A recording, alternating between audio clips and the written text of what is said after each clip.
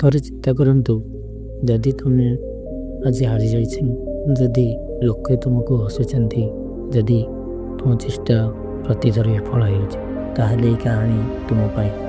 କାରଣ ଏହା ଏକ ସେହି ମଣିଷର କାହାଣୀ ଯିଏ ଜୀବନରେ ଅପମାନ, ବିଫଳତା, ଦୁଃଖ ସବୁକିଛି ଦେଖିଥିଲେ, କିନ୍ତୁ ଶେଷରେ ସେ ଜିତିଥିଲେ ଏମିତି ଭାବେ ଯେ ଇତିହାସ ତାଙ୍କୁ କେବେ ଭୁଲି ପାରିଲା ନାହିଁ। ସେ ହେଲେ ଚାଣକ୍ୟ। କିନ୍ତୁ ପ୍ରଶ୍ନ ହେଉଛି, ସେ ହାରିଥିବା ମଣିଷ ଠାରେ ଜିତିଥିବା ମଣିଷ କିପରି ହେଲେ? ନମସ୍କାର, ମୁଁ ଶ୍ରୀକାନ୍ତ ଆପଣଙ୍କୁ ସ୍ୱାଗତ କରୁଛି ଆପଣଙ୍କ ଚ୍ୟାନେଲ୍ ଟ୍ରୁଥ୍ ଅଫ୍ ସକ୍ସେସ୍ ଚ୍ୟାନେଲରେ। ଯଦି ଆପଣ ବି ଏହି ସମୟରେ ଗତି କରୁଛନ୍ତି, ତେବେ ଭିଡ଼ିଓଟିକୁ ଶେଷ ପର୍ଯ୍ୟନ୍ତ ନିଶ୍ଚିନ୍ତ ଦେଖିବେ ଆଉ ଭିଡ଼ିଓଟିକୁ ଲାଇକ୍ ନିଶ୍ଚିନ୍ତ କରିବେ। ଏହା ଏକ ସେହି ସମୟର କଥା।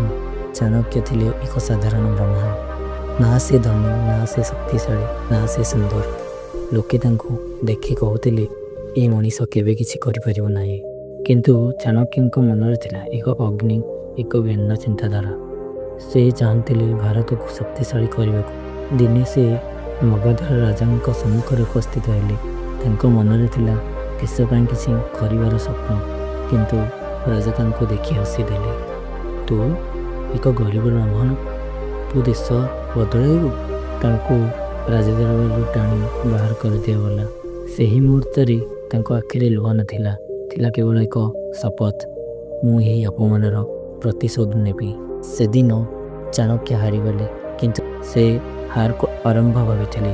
ଚାଣକ୍ୟ କହିଥିଲେ, ସିଧାସଳଖ ଯୁଦ୍ଧ କରିଲେ ସେ କେବେ ଜିତିପାରିବେ ନାହିଁ। ସେଥିପାଇଁ ସେ ଚୟନ କଲେ ବୁଦ୍ଧିର ଯୁଦ୍ଧ।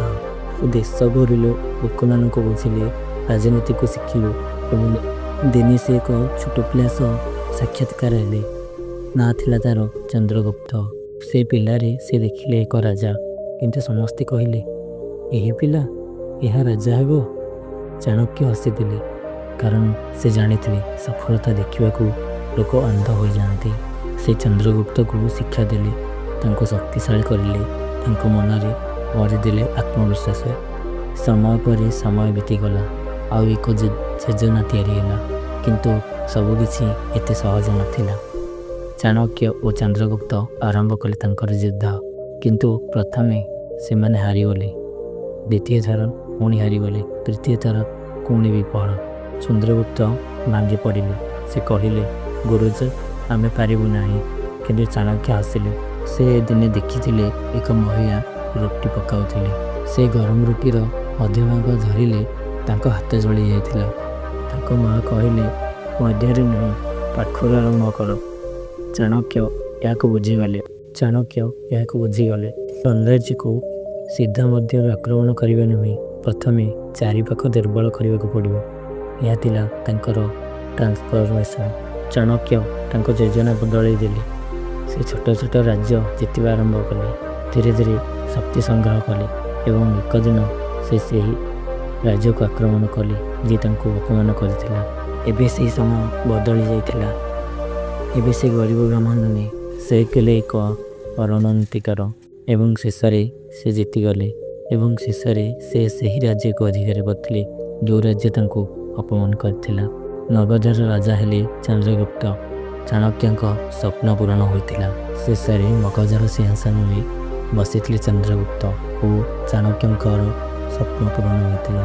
ଏବଂ ଚାଣକ୍ୟ ଆମକୁ କଥା ଶିଖାଇ ଦେଇଗଲେ, ହାରିଯିବା ଭୁଲ ନୁହେଁ, ହାରକୁ ଶେଷ ଭାବିବା ଏହା ସବୁଠୁ ବଡ଼ ଭୁଲ। ଯଦି ତୁମେ ବୁଦ୍ଧିରେ କାମ କରିବ, ଯଦି ତୁମେ ଶିଖିବ, ଯଦି ତୁମେ ହାରକୁ ଶିକ୍ଷା କରିଦେବ, ତେବେ ତୁମକୁ କେହି ରୋକିପାରିବେ ନାହିଁ। କାରଣ ଯେତେଥିବ ମଣିଷ ହେଉଛି ସେ ଯିଏ ହାରିବା ପରେ ମଧ୍ୟ ହାର ମାନେନି। ତେବେ ଆପଣ କ'ଣ ସେହି ମଣିଷ ଯେ ଜୀବନରେ ସବୁବେଳେ ହାର ମାନି ଆସିଛି? ଯଦି ଭିଡ଼ିଓଟି ଭଲ ଲାଗିଛି, ଭିଡ଼ିଓଟିକୁ ଲାଇକ୍ କରି ଚ୍ୟାନେଲକୁ ସବସ୍କ୍ରାଇବ୍ କରିଦେବେ। ଏମିତି ଇଣ୍ଟରେଷ୍ଟିଂ ମୋଟିଭେସନ୍ ଭିଡ଼ିଓ ଦେଖିବା ପାଇଁ ଆମ ସହିତ ଯୋଡ଼ି ହୋଇଥାନ୍ତୁ। ଦେଖା ହେବ ଆଉ ଏକ ଇଣ୍ଟରେଷ୍ଟିଂ ମୋଟିଭେସନ୍ ଭିଡ଼ିଓ ସହ। ସେଥିପାଇଁ ଜୟ ଶ୍ରୀରାମ।